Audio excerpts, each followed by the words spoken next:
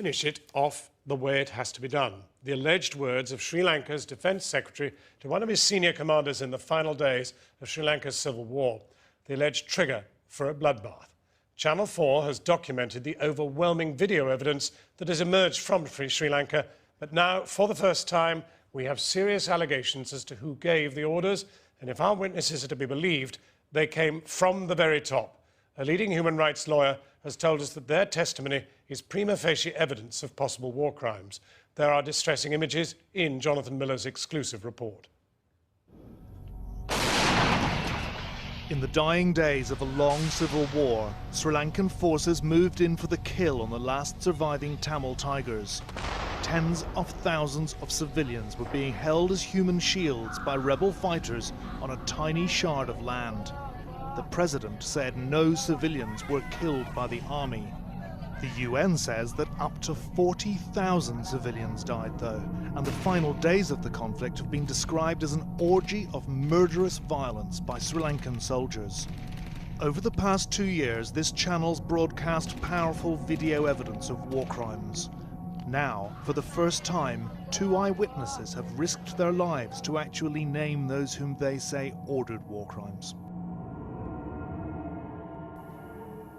We received orders from the top to kill some of those who surrendered. All regiments received the orders unofficially. When he said finish it off in the way it has to be done, it meant they didn't worry about whether civilians would be killed. All they wanted was for the war to be over. Tonight, we name the accused, and we confront them. Sir, you're accused of war crimes. Can I ask what your response is to this, please? Me? The war which tore Sri Lanka apart for 3 decades was, by May 2009, approaching its endgame, with 130,000 civilians trapped along a small strip of beach. The government called this the no-fire zone, but it was no such thing. May the 15th, and 2 army divisions converge on the beach, cutting off any last hope of escape for the LTTE rebels, now completely surrounded. Trapped with them, the civilians. Under constant rocket and mortar fire, the government determined to crush the rebels once and for all. 2 days later, the war was finally over. Fernando was on the front line in those last days. We're protecting his real identity. Tearfully, he recounted the apocalyptic horrors he'd witnessed. They shot people at random, stabbed people, raped them, cut out their tongues, cut women's breasts off. I have witnessed this with my own eyes. I saw the naked dead bodies of women without heads and other parts of their bodies. I saw a lot of small, innocent children getting killed in large numbers. I saw people soaked in blood. They could do whatever they wanted there. It was their empire. The soldiers at the battlefront, their hearts had turned to stone. Having seen blood, killings, death for so long, they had lost their sense of humanity. It was as though they had turned into vampires. Brigadier Shavendra Silva was commander of 5/8 Division. It was his troops you just heard described.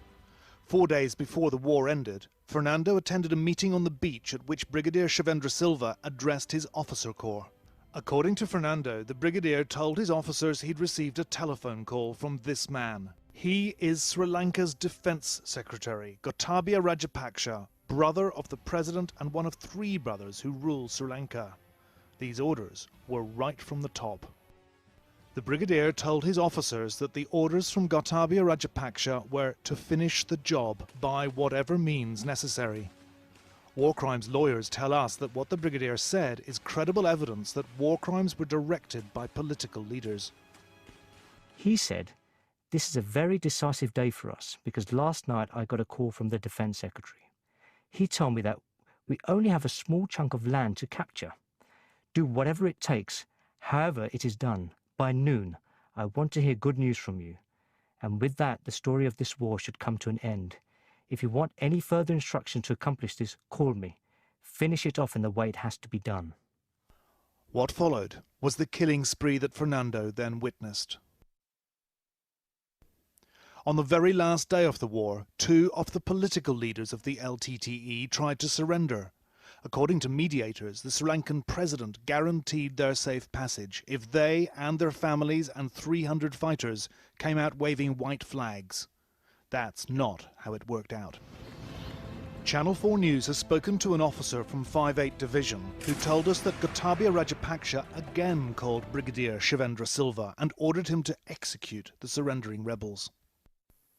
2 majors were ordered to receive the Tiger leaders. The Defence Secretary phoned Brigadier Shivendra Silva and ordered him not to take them prisoner, but to kill them. When I got there, I saw a pile of dead bodies. I can confidently state that those who ordered the killing of the people who surrendered were Defence Secretary Gotabaya Rajapaksa and Brigadier Shivendra Silva. The army officer gave us 46 photographs he said he'd taken of the immediate aftermath of this mass killing. They're too gruesome to show in any detail, but the data embedded in these digital stills shows they were all taken within a few minutes of each other, and they were all taken at the same location. The dead bodies have been dragged into lines, and there are scores of them. The 2 Tamil Tiger political leaders among them. This journalist lost her eye 10 years ago whilst reporting on the Sri Lankan civil war. She knew the 2 Tiger political leaders. The night before they were killed, one of them called her, saying they wished to surrender. She sought guarantees for their safety. I spoke to the UN Special Envoy, and he said to me, I have spoken to the President of Sri Lanka, and he has assured me, and I trust his assurances, that they will be allowed to surrender and that they will have full security guarantees directly from the President. I have no doubt. When the war ended, Brigadier Shivendra Silva was hailed as a hero and promoted to Major General, after which he retired, aged 45.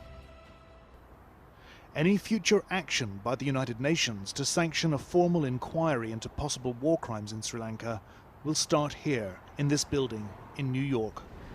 And ironically, it was to this very building that the Sri Lankan government sent Major General Shivendra Silva. It was a post-war reward assignment to be his country's deputy ambassador to the United Nations.